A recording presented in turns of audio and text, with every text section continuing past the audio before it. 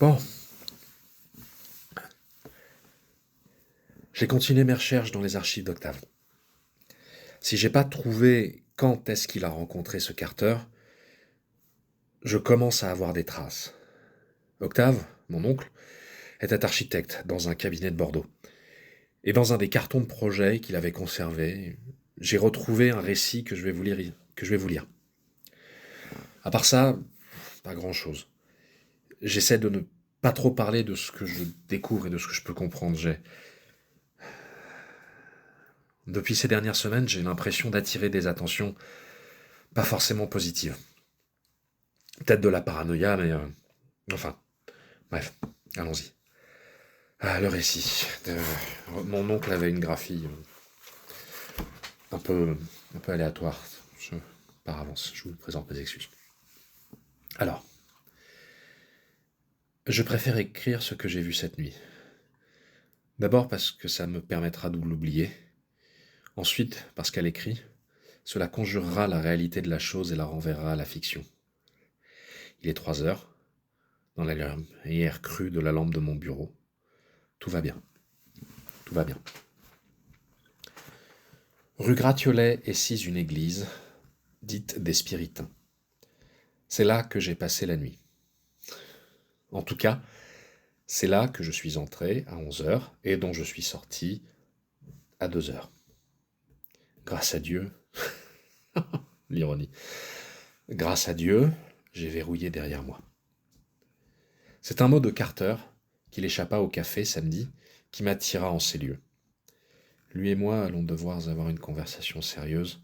Beaucoup trop de choses deviennent étranges. Enfin. L'église rue Gratiolet est désaffectée et désacralisée, car sa structure n'est plus saine. Notre église accepte de maltraiter des enfants, mais que le plafond d'une nef tombât sur sa congrégation lui est insupportable. Les voix du Seigneur, je suppose.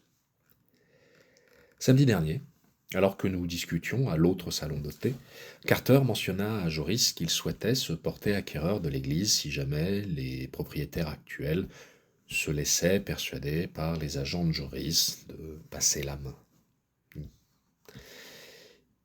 Il me croyait encore aux toilettes et ignora que je l'entendis, et je ne fis mine de rien. Cela faisait quelques mois que Carter m'intriguait, quelques années qu'il était entré dans notre cercle, et pour une fois, j'avais l'avantage sur lui. Je me demande, maintenant que j'écris, si ce n'était pas un piège. C'est Sofiane que je chargeais de fouiller les contacts de l'agence pour pouvoir trouver les clés de l'église, et ces clés me furent remises ce matin. Des obligations variées me retinrent, et c'est seulement tout à l'heure que j'ai pu me libérer et entrer dans la chapelle. De l'extérieur, la chapelle des Spiritains ne paie pas de mine, et ce d'autant plus que sa façade, orientée sud, est passablement plate, en plus d'être écrasée par les bâtiments attenants. Je poussai la porte, fermai derrière moi, et avançai prudemment, éclairé par une lampe rouge que je ne tournais au blanc qu'une fois dans le transept, assez loin des fenêtres et de leurs vitraux pour que la lumière n'attirât pas l'attention. Je ne m'attendais à rien, je ne fus pas déçu. La chapelle des Spiritains n'est que cela, d'apparence, une chapelle, une église, pour une congrégation disparue, mais qui s'était vouée à aider les esclaves noirs et les affranchis à Bordeaux et ailleurs. Une nef, un transept, un abside, un chœur, son déambulatoire. Père le disait déjà, une de vue, toute de vue. Rien, en tout cas, qui aurait pu intéresser Carter, pas de prime abord. Je m'assis sur le repose-livre d'un banc. Quelque chose clochait.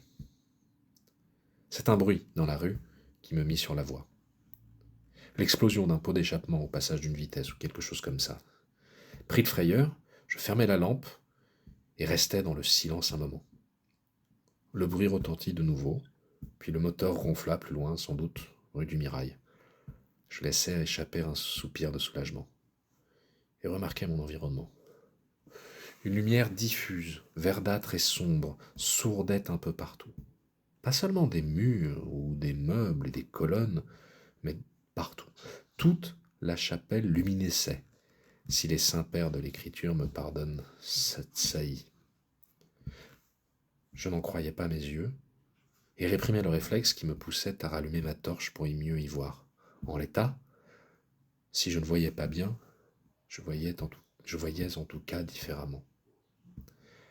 La lueur n'était pas franche, elle semblait comme onduler bizarrement. Au bout d'un moment, mes yeux s'habituèrent tout à fait à cette pénombre des abysses, et je commençais à distinguer des formes dans les remous. Surtout, bientôt, je réussis à voir comme une pulsation et des différences d'intensité dans la lumière. L'autel, particulièrement, semblait plus lumineux et plus terne que le reste. Je m'approchai. Oui, il y faisait plus clair, mais de cette clarté ténébreuse dont parle le vieux Hugo. La chapelle date du XIXe siècle, avant les travaux d'écurie sur la radioactivité, et du reste, située en plein centre-ville, elle n'aurait pas passé les examens de la fin du XXe. L'explication était ailleurs. Je passais sur l'estrade, derrière l'autel. Dans la pénombre, je posais les mains sur la table et m'imaginais investi de l'autorité du Seigneur. Quelles ouailles monstrueuses se dresseraient devant moi. Je ris et me redressai. Rien, tant pis, chou blanc. C'est alors, quand j'allais repartir, que mon pied heurta une planche de l'estrade un peu décalée. Je me penchai et, après un examen, sortis la torche pour mieux voir. Oui, la planche était de guingois et semblait ne pas appartenir au plein de l'estrade. Je tentais de la soulever, de l'enfoncer, à coups de pied même, puis de la faire basculer dans un sens et dans l'autre, en vain tout pareil.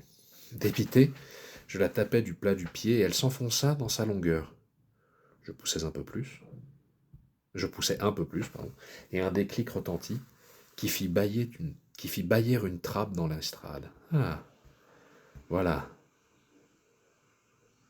On aurait dit en tout cas, voilà ce que je cherchais. Bien. Malhabile, je réussis à soulever la trappe. Du puits ainsi dévoilé surgit une odeur rance de pourriture qui me fit suffoquer, et la lumière plus terne encore qui éclairait une échelle. Toujours à la lueur de ma torche, je regardais ma montre. 00h07. La nuit était encore jeune. Je passai à rebours et descendis l'échelle.